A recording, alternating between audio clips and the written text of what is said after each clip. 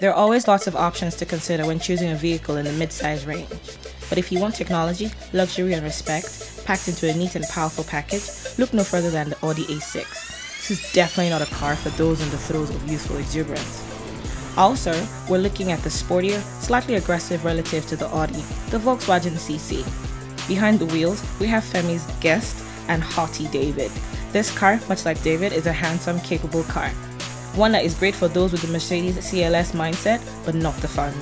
The beauty's name was changed from Passat.CC to just CC, but still maintains her comfort, and despite being a sedan, makes you feel like you're in the cabin of a jet.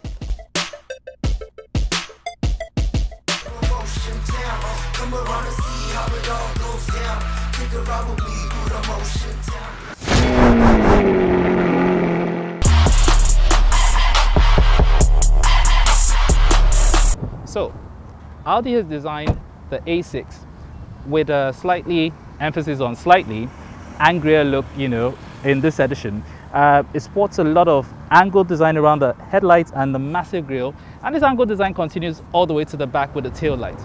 Overall, the car still manages to remain stately and quite elegant. And if you think about it, the Audi A6 is a solid, very, very solid entry into the mid-size luxury sedan market. So if you compare it to the other cars in the class, like the Lexus sedans and all that here, it is handsome without being boastful. And unlike the BMW 5 Series, it is powerful without being aggressive. And unlike the Mercedes E-Class series, well, let's just say that it is luxurious without being blinged out like a Lagos runs club. So I like the interior of the A6 very much.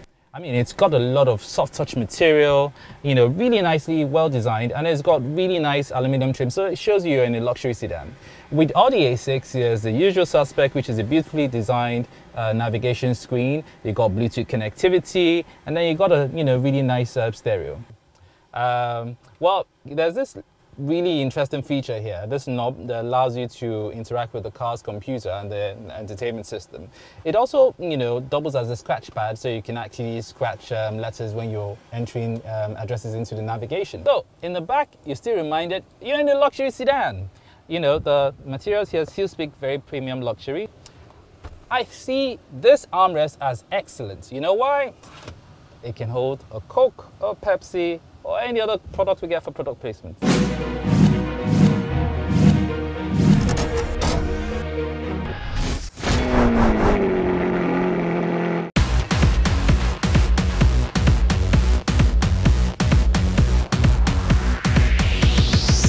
Well guys, I've got a VW CC. It's a four-door sedan, but can be mistaken for a two-door coupe because of its slick styling and the way it's been designed. This particular model comes with 18-inch alloy wheels, multi-spoke. It's factory-fit tint glass on the back of the screen and on the side of the vehicle.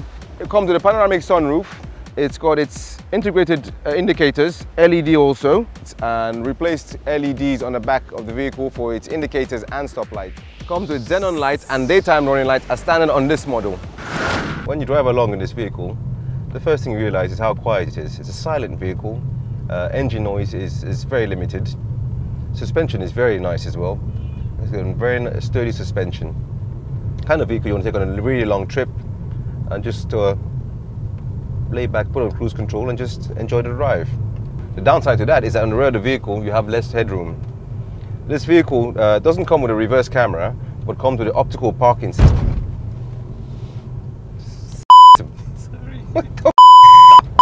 And that, ladies and gentlemen, is how the cookie crumbled with David's drive review of the Volkswagen CC. I did say he was slightly unhinged, emphasis on slightly.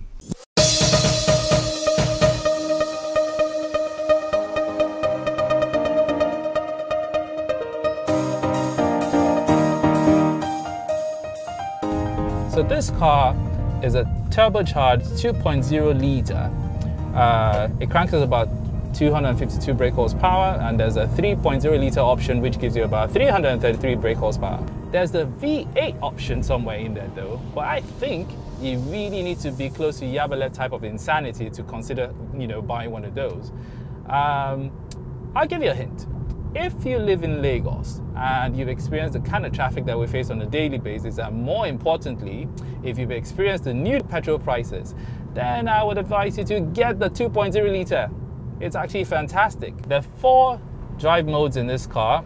You've got comfort, you got auto, you got dynamic and individual. Comfort, as it sounds, makes you drive really comfortably. Dynamic is more responsive. Auto would allow the car decide for itself how to perform in terms of ride comfort and responsiveness based on how you're driving and the terrain that you're on. And individual will allow you to set individual parameters so you can have a personalized experience as much as possible.